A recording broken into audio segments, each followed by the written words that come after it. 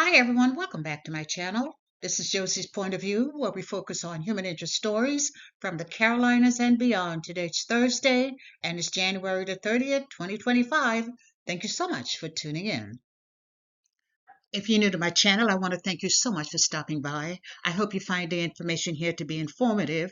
And if you're a return viewer, by all means, thank you for coming back. I always say the tide changes so frequently here on these YouTube streets. So you always have to acknowledge where your support comes from. And I want you to know I sincerely thank you for your support. Feel free to like and to share this video. And don't forget to subscribe. And our story today comes out of Fort Liberty here in North Carolina. Take a look at the headline. And it reads, Fort Liberty Soldier on Death Row, the story of Private Hasan Akbar. I'll present you with a summary here, and I'll identify some of my sources for you in the description box. So, ladies and gentlemen, this is the second video in our series looking at soldiers from Fort Liberty, North Carolina, formerly known as Fort Bragg, who are currently on death row. One of the things I mentioned in my previous video is that there appears to be a contradiction or maybe a false narrative from the Biden administration as they prepare to leave office. It was made public that 37 of the 40 prisoners on death row had their sentences commuted by the president from death to life in prison. But there was an oversight because of 37 out of 40 was not entirely correct, and that's because the announcement failed to mention an additional 4 military service members who are currently on death row. They were not considered for presidential pardon. And I wanted to take this time to find out who these soldiers are and what caused them to be on death row in the first place. Now, these are the facts. Military data on death row inmate states as follows. 1. The military has not carried out an execution since 1961. Currently, there are 4 service members awaiting execution, and 3 of them are from Fort Liberty here in North Carolina. And as I already mentioned, this is our second video. The first one was pictured here, and it's about Private Ronald Gray. Now, we won't be discussing Private Gray in this video. Now, I do want to mention there has been some interesting comments, but I'm choosing not to address them now. I want to simply focus on the soldier, and once that's completed, I'll entertain another video to address my personal perspective as well as some of the very, very interesting comments. So save the comments for a separate video. I'm saving them for a separate video. And I do want to begin this video with a bit of a cautionary note. The content will address information that was presented at a soldiers' court-martial, and some of it may be a bit triggering to some of my viewers. I want to remind each of you to approach with a bit of caution. If for some reason you become anxious, I want to encourage you to log off at any time, and remember, you can always return at a later date and pick up where you left off. And in today's video, we're speaking about 43-year-old Hasan Akbar, a former combat engineer and Army sergeant who has been on death row since 2005. Now, don't let the name confuse you, ladies and gentlemen. Yes, he's an American, born and raised. He grew up in Watts, Los Angeles, California, and back then his name was Mark Fidel Cools. That's Kools. During his teenage years, his father converted to Islam while in prison, and his mother elected to change his son's name to reflect that of his father. So most of his life, he has been known as Hasan Akbar.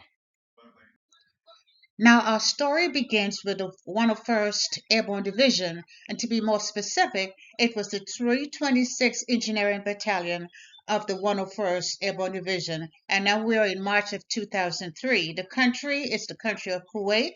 The exact location is a place identified by the military as Camp Pennsylvania. Now, I searched and searched, and I could not find any map, any supporting area where we had been, where Camp Pennsylvania was identified. So I went to AI for assistance, and this is what I was shown. Camp Pennsylvania was the U.S. military base in the northern desert of Kuwait. It was used by the 101st Airborne Division in preparation for the 2003 invasion of Iraq. So this is where it all got started. And I should mention that Camp Pennsylvania was deactivated in 2004. So now fast forward to March the 23rd of 2003. It was now 3 days after the war had started, and in the dead of night, while service members were asleep, Camp Pennsylvania came under attack, and when calm was eventually restored, 2 officers were dead and more than a dozen service members were injured, and one soldier would eventually be arrested, tried by a military court-martial, and placed on death row. And that soldier is Army Private Hasan Akbar. And I want to introduce the conversation of what actually took place that night. A first-hand review by one of the military leaders who were present and lived to share his story a decade or so later. And that's now retired Army Command Sergeant Major Bart Womack. Now, he relived those events of being attacked and how they discovered that the attacker was not who they believed was the enemy, but that it was actually one of their own. He spoke about discovering the dead during their roll call, how they eventually found out that one soldier was missing along with ammunition, and how they went about identifying that soldier and eventually tracking him down and arresting him. Now, I won't play any of that conversation because it's copyrighted information, and I'm not about to violate YouTube policy. So I'll include links to this conversation in my description box. And by the way, let me say to those folks out there who are using my copyrighted information, who are using my videos for personal gain, I just want you to know that I am going to strike you. Because many of you you're not even subscribed, you don't like, you don't share my information. But whenever it's something that's interesting, you go ahead and you take it and it benefits you. It doesn't benefit me. So I'm letting everybody know. I don't know when, but when I find out who you are, I am going to strike you. Now back to our story. And here are the 2 officers who lost their lives during that attack, and this information came from a CIA report. They were identified as 27-year-old Army Captain Christopher Seifert and Air Force Major Gregory Stone, age 40-year-old. It was stated that Captain Seifert died from a bullet wound to the back of the head, and Major Stone died from 83 shrapnel wounds. And again, this came from the CIA report. And military leaders also considered possible motivation for this dreadful act, and it was right there in his diary. Now take a look at just a few of the entries in that diary, and as you can see, he had been planning destruction for quite some time. Now, a few years ago, here was one of the entry. My life will not be complete unless America is destroyed. And we talk about an American now, and that was written 5 years prior to the attack. And here's another one. I will have to decide to kill my Muslim brothers fighting for Saddam Hussein or my battle buddies. I may not have killed any Muslims, but being in the army is the same thing. I may have to make a choice very soon on who to kill, and that was written 1 month prior to the attack, and there were more. Now, it does not appear that Apgar returned to the 101st Airborne Division, which is located in Kentucky. Instead, he was reassigned to Fort Bragg, North Carolina, and as you know, back then it was Fort Bragg, and only recently the name was changed to Fort Liberty. So going forward, we're going to refer to the base by its current name, Fort Liberty. Now, fast forward to April the 6th, 2005. Apgar went on trial. A 15-member military panel convened to form a military court-martial.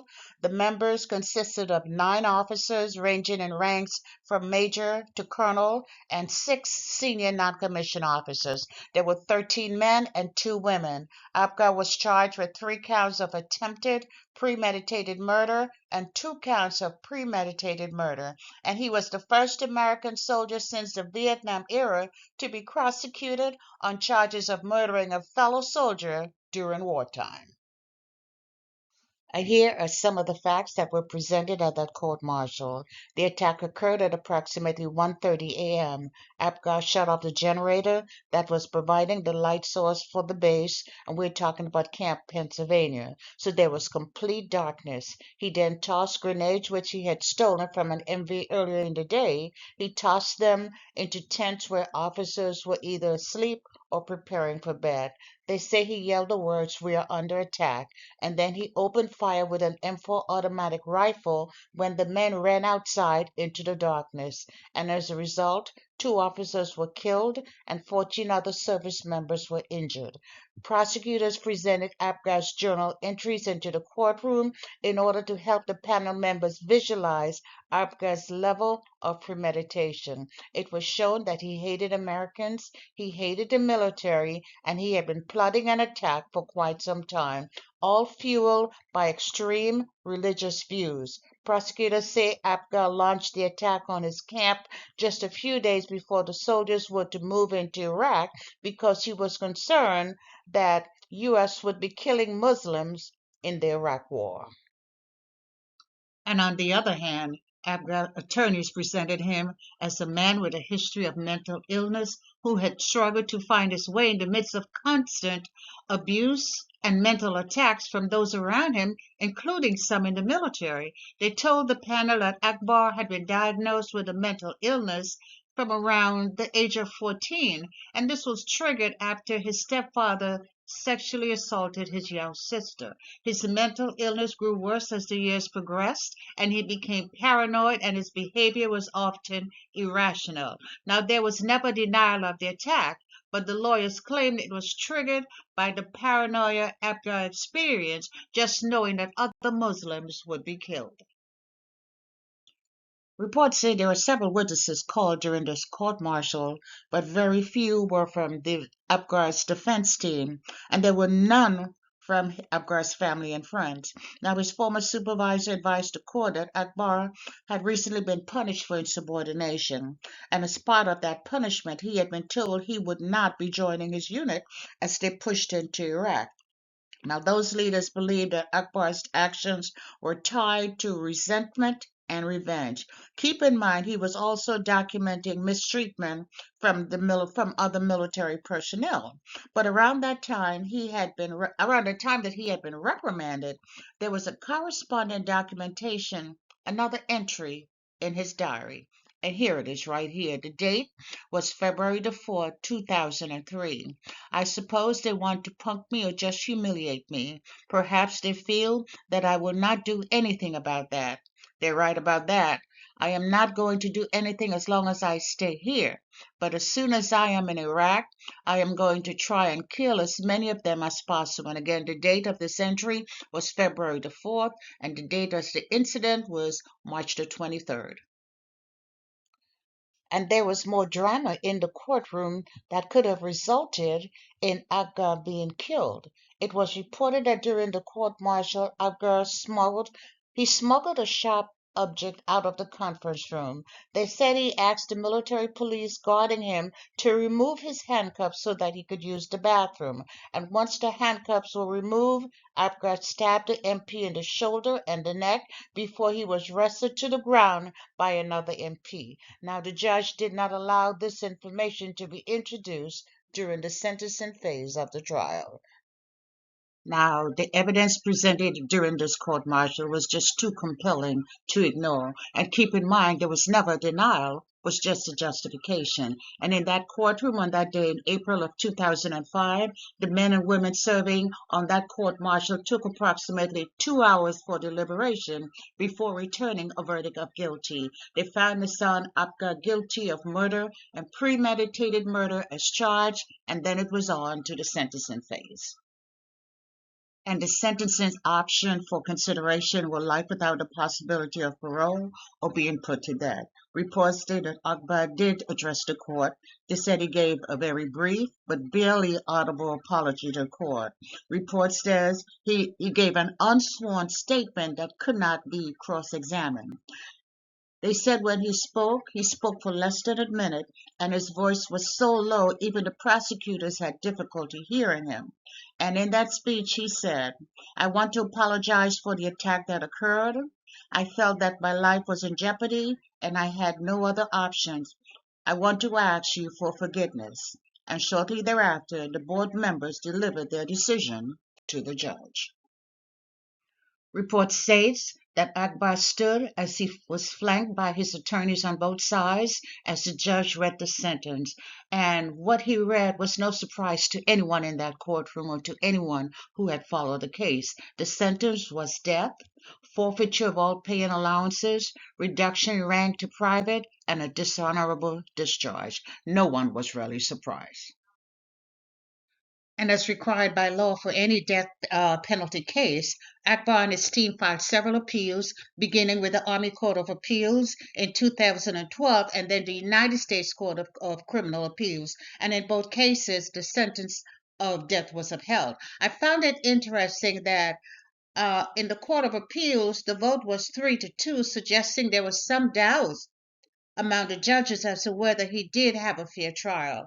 And when the Supreme Court refused to take up his case in 2016, his appeals had essentially been exhausted, setting the way for him to earn his place on death row. And so, ladies and gentlemen, Private Hasan Akbar is the second black soldier from the Army who's currently on death row awaiting execution. I don't want to keep repeating information that I have previously covered, but we covered one soldier last week. This is the second one, and then we have one more soldier to go, and that would be my next video. I don't want to start introducing a lot of comments or a lot of discussion. I want to be able to present all three soldiers first, and then we can have some discussion. So stay tuned for the next video. And that's all I have for you right now. Feel free to leave me a comment below and let me know what you think about this video. And by all means, feel free to like it and to share it. And if you haven't done so already, I want to invite you to subscribe to my channel by clicking on that red subscribe button. It's on the bottom right-hand corner of your screen. And if you click on the bell that looks just like this one, that's the notification bell. If you click on that notification bell, you'll be the first to know whenever a new video is uploaded. I thank you for watching, and I'll talk to you soon. Bye.